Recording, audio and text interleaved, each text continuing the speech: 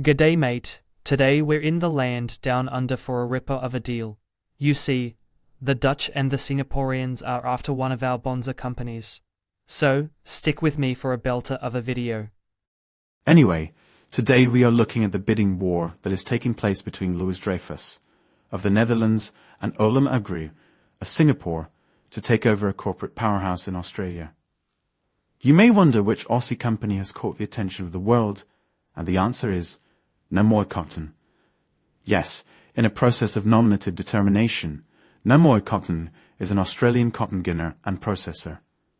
In fact, it is the largest processor of cotton in Australia and one of the largest in the world. This saga began in January when Olam Agri, another cotton processor which has activities in Australia, made a friendly takeover offer of the company for 70 cents per share. This bid was recommended by Namoi Cotton's board of directors.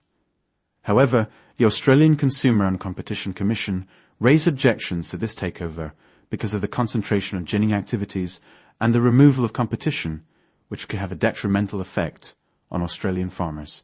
Enter stage left Louis Dreyfus, a Dutch merchant trader, who submitted a rival bid for Namoi Cotton of 67 cents per share, slightly less than the Olam Agri bid, but one that came with approval from the Competition Authority and the Foreign Investment Review Board.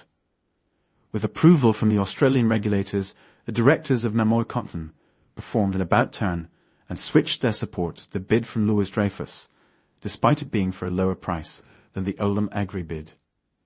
However, not to be outmaneuvered, Olam Agri has now increased its bid to 75 cents per share and is working with the competition authorities to resolve their concerns. At the same time, and to complicate the situation even further, both Olam Agri and Louis Dreyfus have been conducting open market purchases of Namoi Cotton shares, and at the last count, Olam Agri now owns 16.34% of Namoi Cotton, with Louis Dreyfus owning 21.3%. Let's take a look at the numbers and see how things stack up. Both offers are cash only, 75 cents from Olam Agri and 67 cents from Louis Dreyfus, and both want to close prior to year-end. The share price of Namoi Cotton is 72 cents, but was only 35 cents prior to these takeover offers. With the Olam Agri offer, an investor committing today can expect a return of 4.17%, or an annualized rate of 17.68%. However, due to the competing bids, the involvement of the Australian regulators, and the downside price risk should both deals fall apart, the risk-adjusted return is negative 5.89%. The expected loss of capital, should the deal fail, is 51.39%.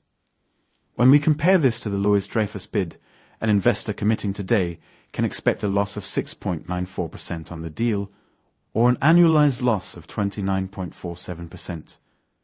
This is because the bid of 67 cents is now below the spot price of Namoi Cotton shares. Similarly, the risk-adjusted return is negative 48.34%, and the expected loss is 51.39%.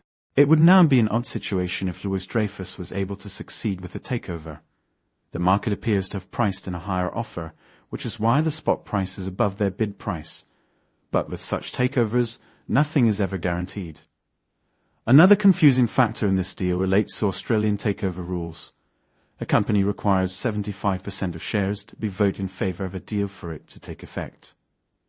When we consider that Louis Dreyfus owns 21.3% of the company, and Olam Agri 16.34%, they are both approaching the 25.01% number that could effectively block the other side's bid. The deal could still get messier. One core question that lingers is why would anyone be fighting over this company? The higher bid from Olam values Namoi at 154 million Australian dollars, or approximately 104 million US dollars.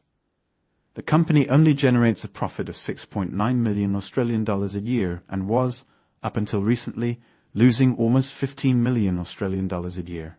The company isn't in a growth industry, is a commodity business which is easily replicable and has no real competitive advantage. A person can't imagine someone like Warren Buffett fighting for a deal like this. He learned his lessons about the milling business decades ago. The question now is, would you want to be left holding the bag if you bought into this deal and it then fell through. Struth, what a pickle. Anyway, mate, that's it for today.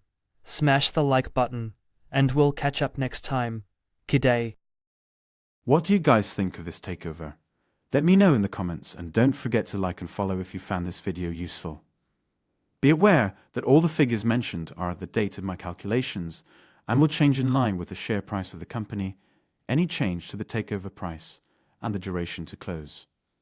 As always, this information is provided for educational purposes only. You should not consider anything in this video to be investment or financial advice, nor a recommendation or endorsement to buy or sell any financial instrument.